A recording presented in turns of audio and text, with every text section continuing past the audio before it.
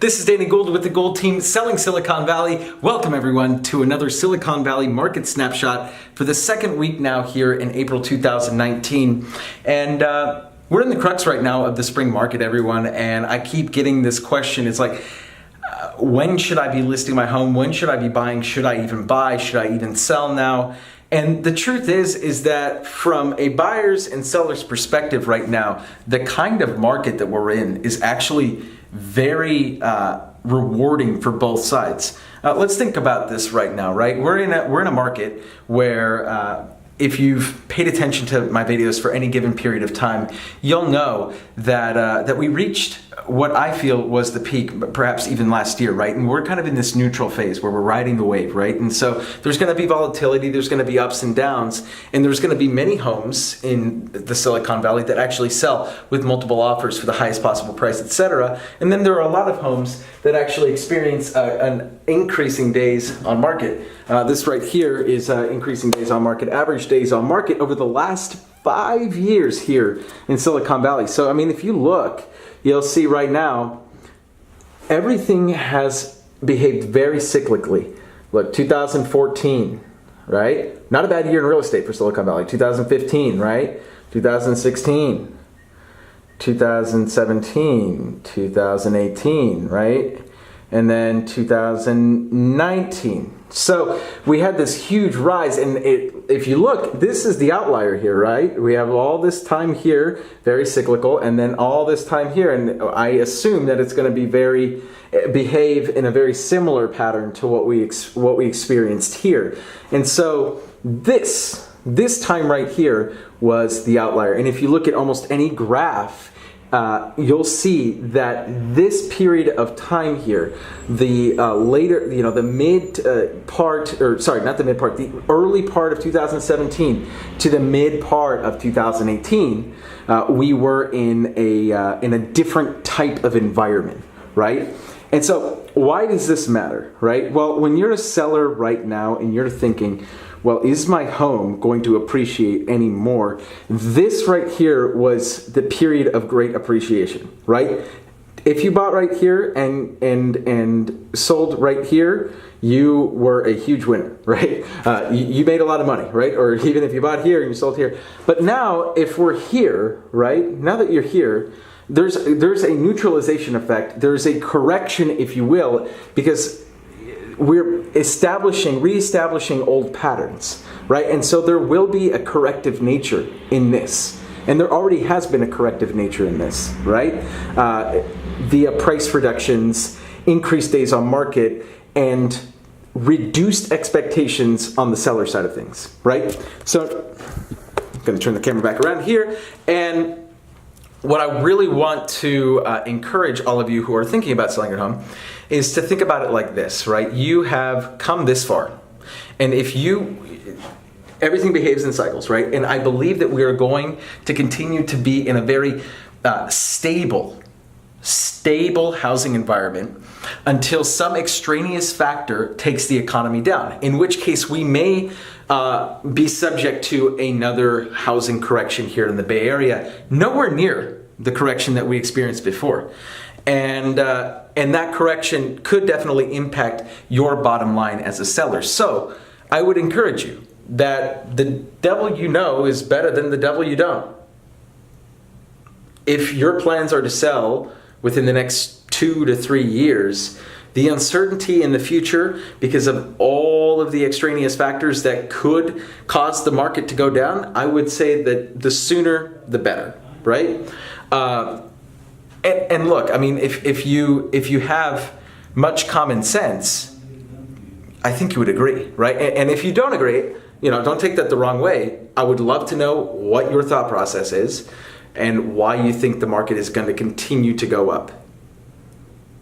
I would love to know. And please comment below, text me, call me, email me, whatever you want to do. I would love to hear your thought process on it. Now let's talk about the buy side, right? Because I've actually had a lot of buyers tell me, Danny, why would I buy right now, right? We just hit the peak, we're at the peak. And especially when you're going up against multiple offers and then you're seeing news about the market correcting, you're like, why am I going to be like writing over asking in a correcting market? That's a fantastic question, right? And it ties full circle with what I just talked about before, which is the fact that we're in this neutral market, right? So there is volatility in the sense there are pockets and periods of time in which the market will, have a higher than normal activity rate, i.e. spring, right? Because that's always like a time in the year. And other times in the year where, look, you have an amazing house on an amazing street with amazing features and amazing schools, and it checks all the boxes, and what do you know? It sells for a record price or close to a record price. And you think, my God, I just got scammed. And that's not true. I could say because you paid the market value at that time, A. B, right now, I don't know if you guys have been paying attention to what's going on with interest rates, but rates are the lowest they've been in over a year.